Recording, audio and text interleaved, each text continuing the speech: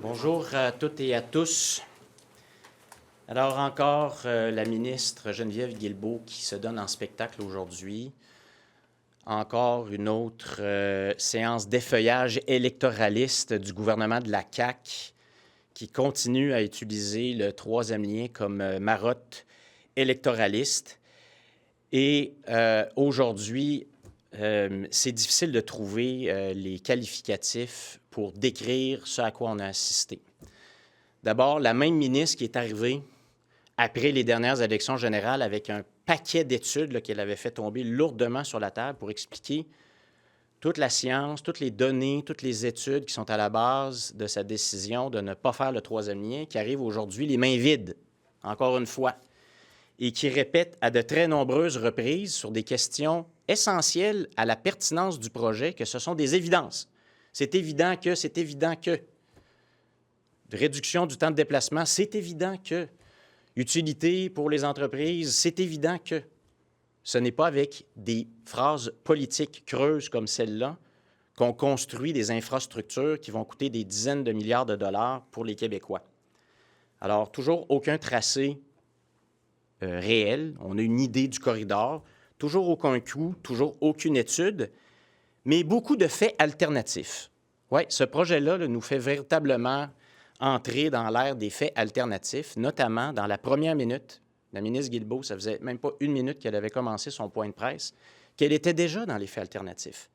Elle continue de prétendre que la Caisse de dépôt et placement, dans son rapport, a identifié un problème de redondance des liens entre la Rive-Sud et la Rive-Nord, qu'elle a parlé de la nécessité d'un troisième lien, et ce n'est pas vrai. Ce n'est pas vrai, ce n'est pas la vérité.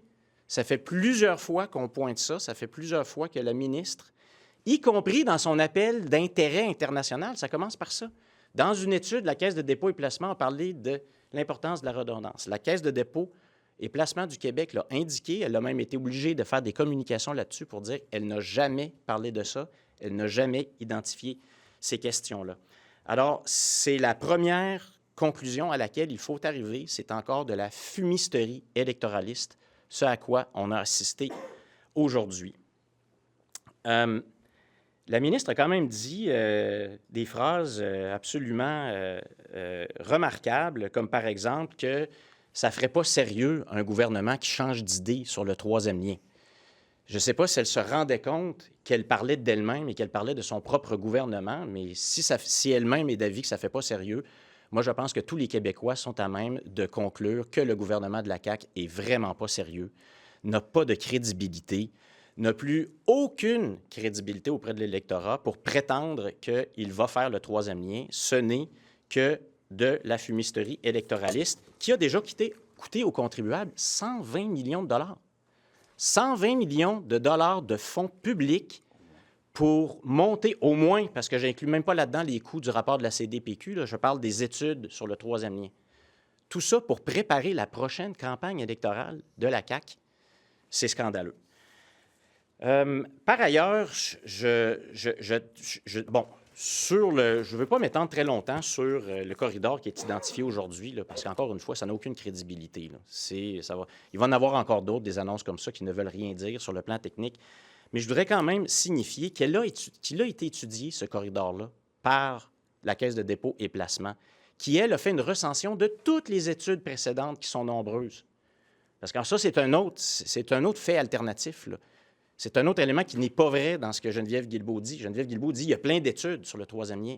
Oui, il y a plein d'études, mais qui démontrent que ce n'est pas la bonne solution aux problèmes identifiés. Et notamment, le corridor dont on parle, il a été étudié par la Caisse de dépôt et placement, qui conclut aux pages 103, 104, 105, jusqu'à 111 de son rapport, que ça risque d'allonger le temps de déplacement, que ça va compliquer compte tenu de l'endroit où c'est censé arriver, probablement autour de l'autoroute 40, qui va avoir des contraintes d'une complexité jamais vue pour faire atterrir un pont dans le Cap-Blanc, en pleine circonscription de Jean Talon d'ailleurs, que ce n'est pas la bonne sortie non plus sur la Rive-Sud, que ça ne va pas aider les gens de la Rive-Sud. C'est ça que la Caisse de dépôt, les vrais qui ont vraiment étudié ça, c'est ça qu'ils ont conclu. Je terminerai quand même en rappelant qu'il y a des problèmes de circulation à Québec. Il y a des problèmes de trafic. Moi, je suis un gars de Québec, là, puis moi aussi, là, je ne suis pas de bonne humeur quand je suis coincé dans la circulation. De mon bureau de circonscription, je vois les bouchons sur l'autoroute du Plessis. Il y a des solutions, mais il faut réfléchir comme il faut. Il faut faire ce qu'une étude de HEC nous a dit de faire, pas politiser les projets, puis pas arriver avec une solution politique qu'on tente ensuite de justifier.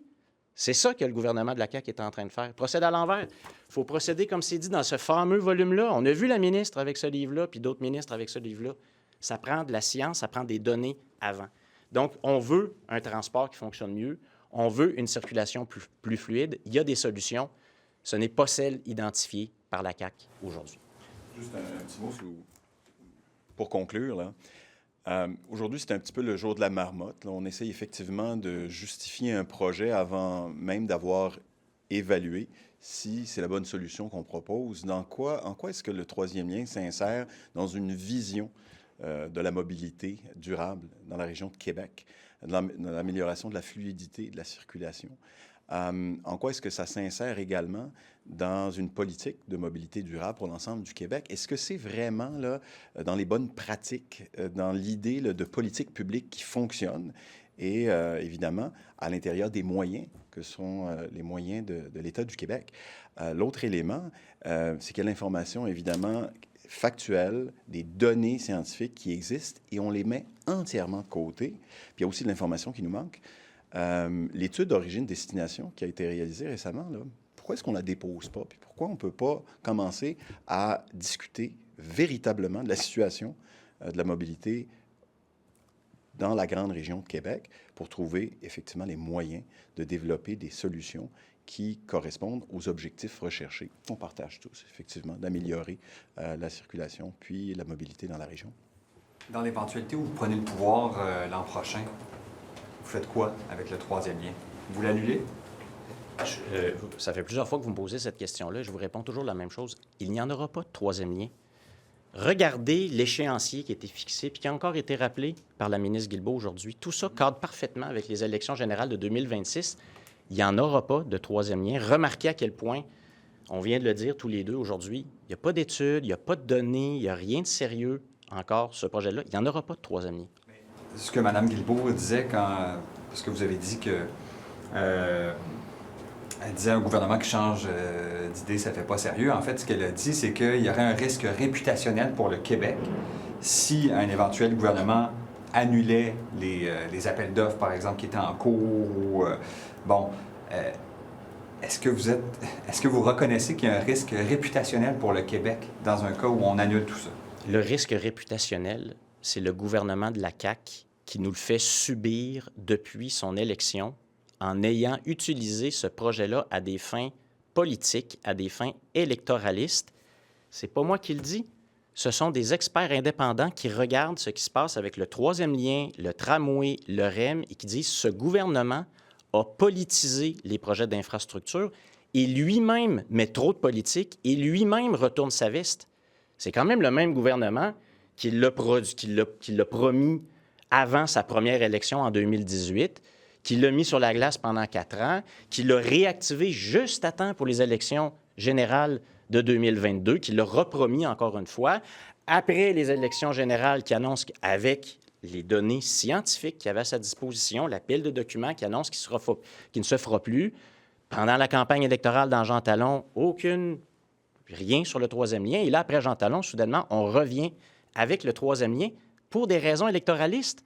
Parce qu'on a vu, le premier ministre a dit, les électeurs ont l'air de nous en tenir rigueur. Donc, le risque réputationnel, c'est le gouvernement de la CAQ qui le fait subir. Est-ce que le projet va être irréversible?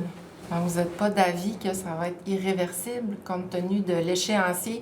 On nous dit les appels d'offres dès janvier, là. Mais quel projet? De quel projet parle-t-on?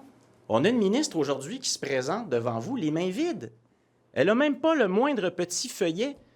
On ne sait pas c'est quoi le projet. Là, on nous annonce en grande pompe un corridor qui a déjà été analysé par la CDPQ, qui elle-même a revu toute la littérature sur le sujet. De quel projet parle-t-on? On est en train de bâtir une patente électoraliste qui coûte déjà 120 millions de dollars aux Québécois.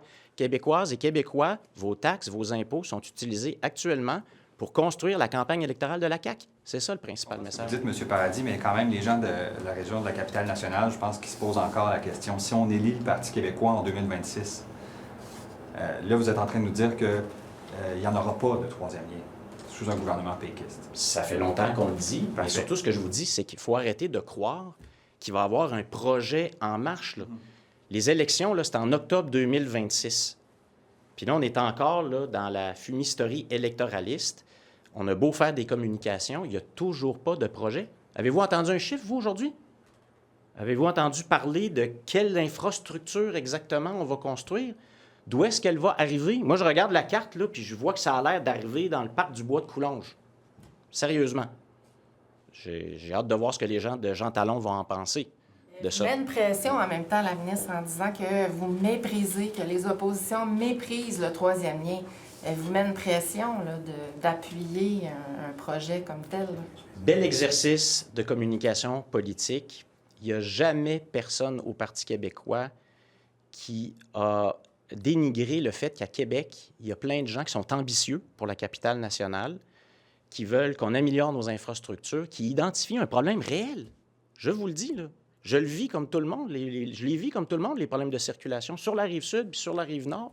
Je les vois de mon bureau de circonscription. Il y a un véritable problème et il y a des solutions qui ont été identifiées. On peut travailler sur des solutions intelligentes de la bonne façon, en commençant par des études, en commençant par des consultations, par un véritable plan financier. C'est comme ça qu'on construit des projets d'infrastructure. Et il se trouve que CDPQ, qui a revisé tout ce qui s'est dit, écrit sur les transports et la mobilité durable dans la capitale nationale au cours des 50 dernières années, a proposé un plan intéressant. Puis il y en a d'autres, des solutions. J'ai parlé pendant la campagne électorale de Jean Talon du fait que, de façon intéressante, dans les études du troisième lien, il y avait une partie sur une 7e voie dynamique sur le pont Pierre-Laporte, une solution qui se construit en quelques années, que plusieurs experts considèrent comme à même d'aider à la fluidité entre les deux rives. Puis celle-là, c'est drôle, on ne l'étudie jamais. Pourquoi? Parce que ça ne rentre pas dans le narratif politique de la CAQ. Il y a tout aussi la question d'améliorer les déplacements est-ouest sur la rive sud, d'améliorer les déplacements est-ouest sur la rive nord et surtout d'intégrer ça dans un système de transport collectif structurant qui va réduire le nombre de voitures. C'est ça que la CDPQ dit. Troisième lien, actuellement, les études qu'on a, c'est que ça peut affecter le temps de déplacement inter-rives ou même que la solution dont la CAQ nous parle aujourd'hui, ça pourrait empirer le temps de déplacement inter-rives. Si vous permettez, moi, je veux juste réagir à la question sur le mépris. Là. Il y a juste une seule personne là, qui actuellement utilise le mépris. C'est le mépris de l'intelligence des gens. Il n'y a plus personne qui croit la ministre Guilbeault lorsqu'elle parle de projets comme celui-là. Là. Même ceux qui sont favorables au troisième lien ne lui accordent plus aucune crédibilité. Et les ministres des Transports, juste la veille des élections à Terrebonne, ils ont annoncé qu'il y aurait une solution pour désenclaver là, et relier toute la couronne nord de Montréal à un nouveau réseau de transport. On va le financer comment? Alors que nos hôpitaux croulent littéralement là, sous le poids des années, la vétusté. On n'avait pas 50 millions à investir dans l'hôpital Maisonneuve-Rosemont. Puis on veut faire croire aujourd'hui aux Québécois qu'ils vont casquer pour un projet qui n'est pas budgété, dont on ne sait pas le parcours qu'il va emprunter et si ça va même améliorer la fluidité du transport ou la facilité de mobilité dans la région de Québec. C'est ça qui est honteux, c'est que le gouvernement n'a pas de vue d'ensemble. Il n'a que les yeux rivés sur la prochaine élection en disant que ça va peut-être encore marcher d'agiter le hochet électoral d'un troisième lien pour les quelques personnes qui y croient encore. Parce qu'on a fait l'unanimité contre le gouvernement pour ceux qui y croyaient, puis pour ceux qui n'ont jamais cru, en disant que le gouvernement n'a plus aucune crédibilité, il a perdu la confiance de tous les Québécois là-dessus, et puis les projets qu'ils annoncent ne se réalisent pas. Il n'y a pas un élément quand même potentiellement intéressant dans la proposition d'aujourd'hui, un corridor central, donc pas un tunnel, mais un pont, et un pont qui est 2 fois moins long que si on l'avait fait à l'est, dans la mesure où la population, dans les sondages d'opinion, démontre son intérêt pour un troisième lien. C'est pas un corridor qui est intéressant à regarder, quand même? Ce qu'on a vu aujourd'hui, c'est un exercice de communication basé sur du vent. la ministre est arrivée les mains vides. C'est une patente à gosse électoraliste. C'est ça qu'on a vu aujourd'hui. Il n'y a rien. Vous parlez d'une solution intéressante, mais laquelle? Où est le projet? Où est le véritable trajet? De quelle infrastructure parle-t-on? À quel coût? Jusqu'où la CAQ va être capable d'aller là-dessus? Combien de dizaines de milliards on va devoir consacrer à ce projet-là? Ça, c'est drôle. Silence complet aujourd'hui. Combien d'infrastructures ne se réaliseront pas à Québec? On a vu le dernier PQI, là, le nombre de projets qui ont été mis sur la glace ou qui ont été annulés à Québec, y compris des projets routiers importants. La tête des ponts, c'est un des projets forts. Là. À peu près tous les partis étaient d'accord là-dessus. La deuxième phase a été annulée. Combien d'hôpitaux ne seront pas rénovés à Québec? Combien d'écoles ne seront pas construites à Québec? On n'a pas parlé de ça aujourd'hui. Donc, aujourd'hui, sur la technique, il n'y a rien. On a une ministre qui se présente en conférence de presse et ses réponses à vos questions, c'est évident. C'est évident alors qu'il y a des milliers de pages d'études qui disent le contraire de ce qu'elle vient faire comme communication. Et c'est tellement évident qu'elle est obligée de cacher la vérité ou de présenter des faits alternatifs sur ces études-là. Je le redis, c'est grave ce qui se passe. Elle triture les conclusions de la Caisse de dépôt et placement. Elle fait dire au rapport de la Caisse de dépôt et placement des choses que la Caisse de dépôt et placement n'a jamais dites. Et ça, c'est le point de départ de son point de presse d'aujourd'hui. C'est inacceptable. Je peux vous entendre sur Michael Sebi? Si ça n'a pas été déjà fait, là, je suis arrivé en retard. Est-ce qu'on voulait finir d'abord sur la question d'aujourd'hui? Je pense qu'il y a eu une pause, là. Je me suis prononcé hier sur les médias sociaux. X, ça passe pas beaucoup à la radio. Vous avez raison, M. Laforêt. C'est surtout très américain. Alors, je vous remercie de me donner la chance de le dire ici publiquement. On est stupéfait de cette annonce-là de Michael Sebia, 4 jours après avoir contribué à l'adoption du projet de loi 69 sur l'énergie par Bayon.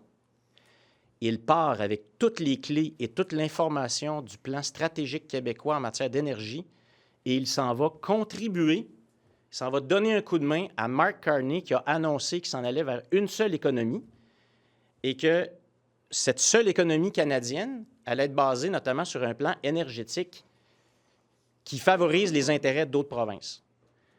Alors moi, j'ai posé la question, depuis quand on savait que Michael Sebia s'en allait? Parce que Michael Sebia a même contribué au discours politique de la CAQ qui justifiait le bâillon, ce que j'avais moi-même dénoncé à l'époque. Comment ça se fait que le président de la Société d'État, que le PDG de la Société d'État, rajoute de l'eau au moulin du discours politique pour justifier le bâillon? 4 jours plus tard, il s'en va avec Mark Carney. Ça ne se négocie pas en 24 heures, là, le poste de greffier du conseil privé, plus haut fonctionnaire de l'État. Alors, c'est extrêmement préoccupant. J'ai posé la question, est-ce que le gouvernement du Québec est le dindon de la farce dans tout ça? Parce que Hydro-Québec et le gouvernement, manifestement, ont marché main dans la main, notamment dans les dernières semaines d'études du projet de loi 69. Souvenez-vous, on a reçu un paquet d'amendements. 2 ans après le début du processus de ce projet de loi-là, on reçoit un paquet d'amendements, la main invisible d'Hydro-Québec. Alors là, Michael Sebia a fait le travail, puis ensuite, il s'en va au fédéral avec Mark Carney. Très préoccupant. Ça soulève beaucoup de questions. Je suis surpris que le premier ministre et la ministre Christine Fréchette se soient contentés de remercier placidement Michael Sebia. La suite, c'est quoi? Parce que vous êtes un gouvernement d'attente, là. Dans 1 an, il va y avoir un nouveau PDG, il y a 200 milliards de projets d'Hydro-Québec sur la liste, il y a une entente de principe avec Terre-Neuve. Il y a un premier ministre canadien qui s'est engagé à financer le projet de ligne entre Terre-Neuve et le Québec. Qui s'apprend à la tête d'Hydro-Québec pour poursuivre? Quelqu'un qui va rester plus que 2 ans? Ça va prendre... Oui, parce que Michael Sebia, là, jusqu'à hier, quand il a annoncé sa démission, c'était encore écrit là, à côté de sa photo sur le site Internet d'Hydro-Québec qui avait un engagement à long terme pour l'avenir du Québec. On a vu ce que ça a donné, moins de 2 ans. Donc, ça prend quelqu'un qui va véritablement s'engager à faire son mandat, parce que là, ça fait deux de suite sous le gouvernement de la CAQ. Mme Sophie Brochu est sortie dans des circonstances nébuleuses. Puis là, Michael Sebia s'en va pour aller donner un coup de main à Mark Carney. Donc, ça prend quelqu'un qui va s'engager à long terme. Ça prend quelqu'un qui va être prêt à avoir de bonnes relations avec tous les intervenants du milieu. Ça veut dire des groupes de la société civile, les représentants des PME, les représentants des industries, qui se unanimes contre ce qui vient de se passer avec le projet de loi 69. Tout le monde est très inquiet de ce qui vient de se passer. Donc, de bonnes relations, capable de dialoguer avec le gouvernement, mais capable de maintenir l'indépendance de la société d'État. Souvenons-nous de la réponse que Michael Sebia m'a donnée en études de crédit quand je lui ai dit « Vous inquiétez-vous du fait que les tarifs d'électricité sont désormais politisés? » Puis en gros, il me dit « Ça ne me dérange pas. Moi, ma loi constitutive, c'est pas si important que ça. Quand le gouvernement me dit quoi faire, ça marche pour moi. C'est pas acceptable. » Just before we get to the third link, I'd just like to hear you in English as well on what you think, what you make of Michael Sabia leaving Hydro-Quebec at this point. We are very concerned. His departure happens just 4 days after a closure process on Bill 69, reforming the energy sector, which was almost unanimously viewed as very concerning for the whole of the sector by small and medium-sized businesses, by the industry, by environmental groups and civil society groups. So just days after this happened, he leaves and he will now contribute, knowing all of Quebec's strategy on energy, he will contribute to establishing Mark Carney's vision of a unified Canadian economy with a backbone on energy. This is very concerning, and we are very worried for Quebec's interests, and we are asking who knew and since when that he was leaving to be Mark Carney's right hand. On the third link, I mean, we heard the minister say earlier that, you know, this time it will actually happen regardless of the results of the elections next year, that it's irreversible. Is this really the case? Do you think that this project will happen at this point? No. This is not true. There is no project, no real plan for where it will be built, at what cost, what kind of infrastructure. We have nothing today but another communication exercise by the CAQ, which is basically preparing the next general election using public funds to prepare its political campaign. This is totally unacceptable. Nobody is believing the CAQ right now. It has no credibility whatsoever on this so-called project. But do you have any concern at all that by positioning yourself firmly against the project that you might lose some support in the Quebec region? What is important is to find a proper solution, a real solution to a real problem, because there is a traffic problem, there is a mobility and transport problem in Quebec. We know that.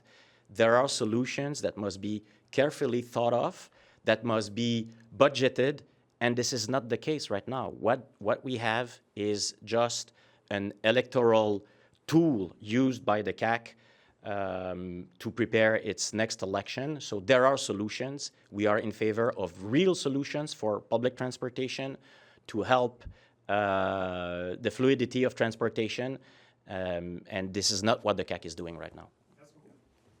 Voulais-tu ajouter? Non, c'est bon. Okay.